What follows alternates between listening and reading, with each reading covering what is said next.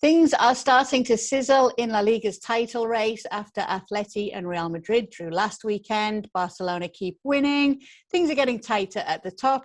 So let's look ahead to what we've coming up this weekend in Spain. And we'll start with Granada against Real Sociedad. Granada obviously have Europa League to worry about now.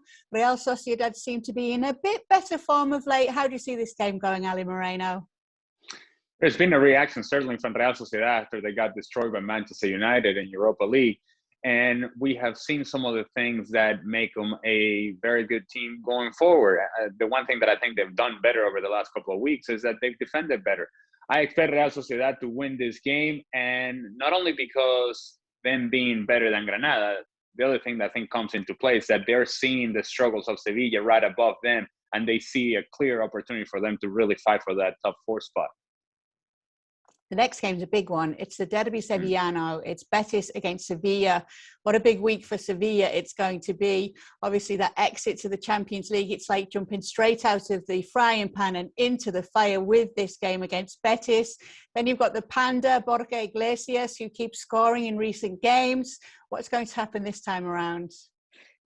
Well, Kay, I think that Sevilla are still in the frying pan. They haven't been able to get out of the frying pan, given what has been a real difficult last 10 days or so, where they lost to Barcelona in the league. They lost to Barcelona and got eliminated in Copa del Rey. Then they followed that up with losing to Elche in La Liga, and now out of Champions League. And so there is oil being leaked everywhere by Sevilla. They're struggling with confidence. They're struggling with their level of play.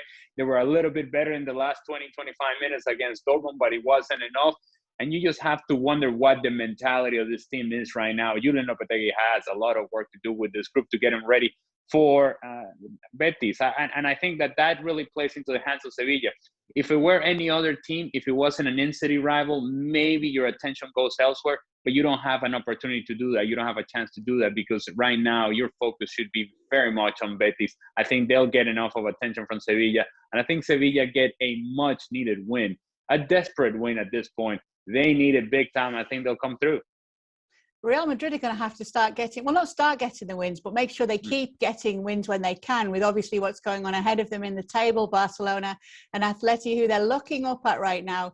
They take on Elche, who are just outside of the relegation zone. Word is as well that Sergio Ramos and Eden Hazard are training in isolation. Not sure if they'll make it for the weekend, but this is one that Real Madrid must get 3 points in, isn't it, Ale?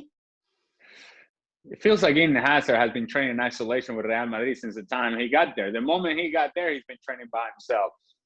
The truth of the matter is, to be honest, at this point, I don't really think that Eden Hazard is all that useful to Real Madrid. He hasn't been, and I don't think he's going to have that big of an impact in the near future. The best version of Eden Hazard may be important for Real Madrid. This version of Eden Hazard, not so much. As for Real Madrid, big picture, I just think they have the right team in front of them. Elche, you just mentioned, they're struggling down there in the bottom of the table. I think Real Madrid really puts together a performance and gets 3 points and really get themselves in the sort of rhythm that they want to in order to close out the season the way they want to. We have an alternative Madrid derby next. It's Getafe against Atletico Madrid. Getafe have not been looking good of late. I think it's 5 losses and just 1 win in their last 6. They're at home for this game, though. Can they take anything from it? And we just mentioned Sevilla leaking oil all over the place. Well, Atletico Madrid has been leaking oil too. And what a big win it was for them against Athletic Bilbao. It's one that they needed, one that it was necessary for on many levels to believe, to think of themselves as a team that is actually on top of the table. There's a feeling out there almost as if Barcelona is going to take over or Real Madrid is going to take over. Atletico Madrid needed that win against Athletic Bilbao just to let themselves know, you know what, we are still on top. We still have the points. They have to come and get us. I expect Atletico Madrid to be dominant against Getafe.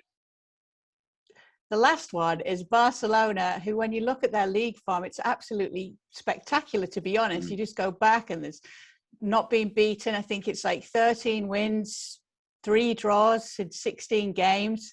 They're taking on bottom of the table Huesca. How do you see it going? Not good for Huesca. Not good at all.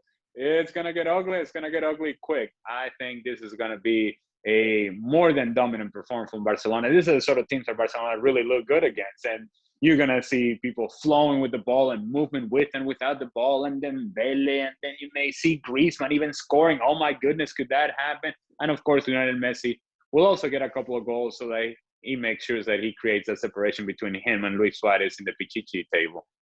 Yeah, look out Huesca this weekend.